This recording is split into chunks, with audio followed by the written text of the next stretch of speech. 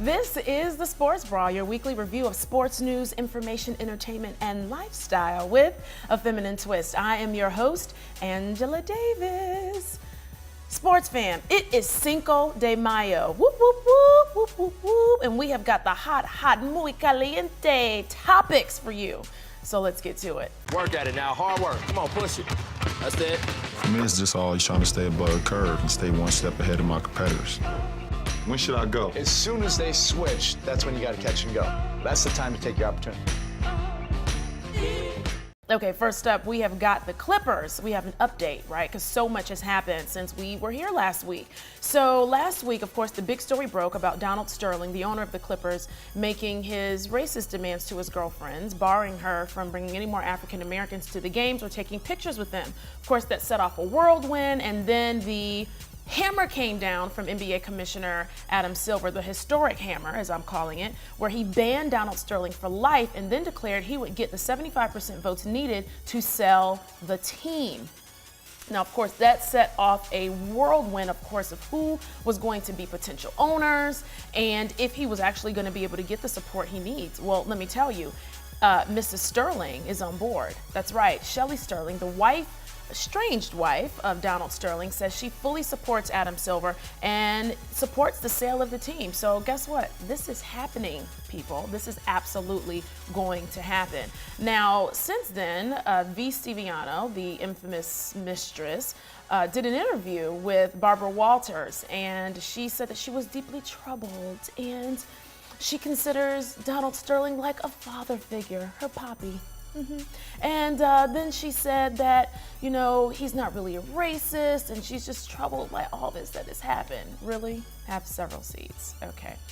In the meantime, a flurry of names have come to light about who could be potential owners. Of course, we have David Geffen, the infamous music and entertainment mogul, and then of course we have Magic Johnson, who's an obvious choice in his Guggenheim group, and of course some other names have popped up in the mix, like P. Diddy, and of course Oprah and Dr. Dre and Rick Ross, and all these people are coming forward saying that they want to own the team. And personally, I'd love to see Oprah own the Clippers. Don't you love it? I love it. Oprah as an owner. I mean, doesn't that just fit? It just naturally flows. Love it. Also adding his name into the ring as a potential owner is Floyd Mayweather Jr. Yeah. So he said that he wants to also buy the Clippers.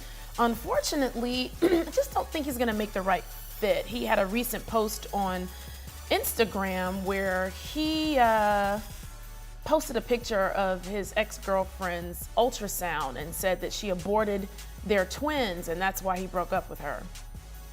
We don't really need that. The NBA doesn't need that.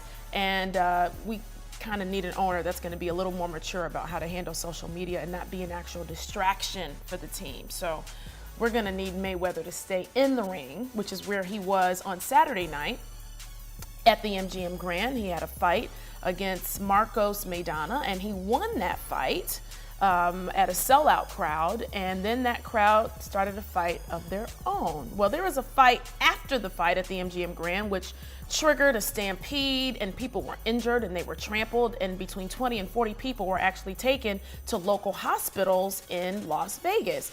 One of those persons injured was a 6-year-old boy who was there with his mother, and she was, of course, very upset that her son got hurt. I am very upset that a mother would bring her 6-year-old son out in Vegas on a Saturday night, especially at a fight. So, okay, what's up with that? Anyways, we're moving on to Jameis Winston because he has a fight of his own. He's fighting his reputation because he was caught up again in another sort of incident.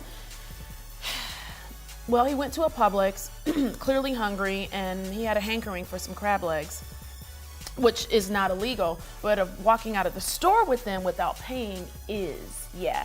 He received a citation.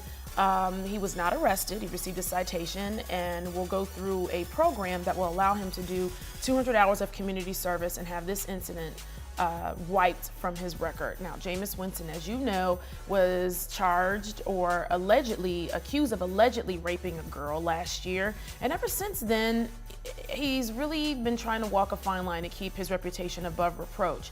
Jameis, I am sure that somebody, a booster, parents, somebody can help you get some crab legs. In the meantime, the crab leg incident set off a flurry of hilarity in social media because when you get arrested for stealing crab legs, you gotta know that the pictures are coming. And so I just had to post one because, I mean, what he did was not funny, but this picture is hilarious. I mean, really? Crab on leash? Hilarious! Come on, that's hilarious. All right. In 3 days, it is going down in prime time on the NFL Network. The NFL Draft, where hopefuls and prospects and future rookies get to see their dreams come to reality. And of course, for fans, we get to see what our favorite teams do. Are they going to really stack up on defense or offense? Who's going to be the number one pick? Of course, names are flying around, but the name, the hot topic of the week is Jadeveon Clowney. He is set to be the number one pick, and then he's not, and then we'll see what happens. So make sure you are checked in, locked in on the NFL Network, Thursday night, 8 p.m. Eastern. Yeah. And if you are wondering what to do with the extra $6 or $7 million you have lying around, you can always buy Reggie Bush's mansion because it is on sale. His Hollywood Hills home is on the market. And if you're looking for a place in the Hollywood Hills, this might be the spot for you. It's kind of nice. Nice little decor, nice views. Love the views and the pool, and he's got all kinds of fabulous stuff going on. So if you're looking for something to do, make sure you check that out. And while you're checking that out, we have for you at jerseygirlsports.com the top 10 sports Facebook pages you should like because they're fabulous. And number one on that list, of course, is what? Jersey Girl Sports. I mean, really? Really? I mean, we bring it to you, right? We have it for you. Sports, information, news, entertainment, lifestyle, ladies, it's all for you. Make sure you check us out on jerseygirlsports.com. And while you're there, make sure you go to our Jersey Girlfriend page and check out our drink of the week, which is the Mint Mutiny in celebration in honor of California Chrome, who won the Kentucky Derby this past weekend. We are super excited, and we are still sipping from our Mint Mutiny. Thank you, Kentucky Derby. Special shout out to Captain Morgan for the fabulous drink. And while you're there, make sure you check everything else out that we have for you, including this week's hottie.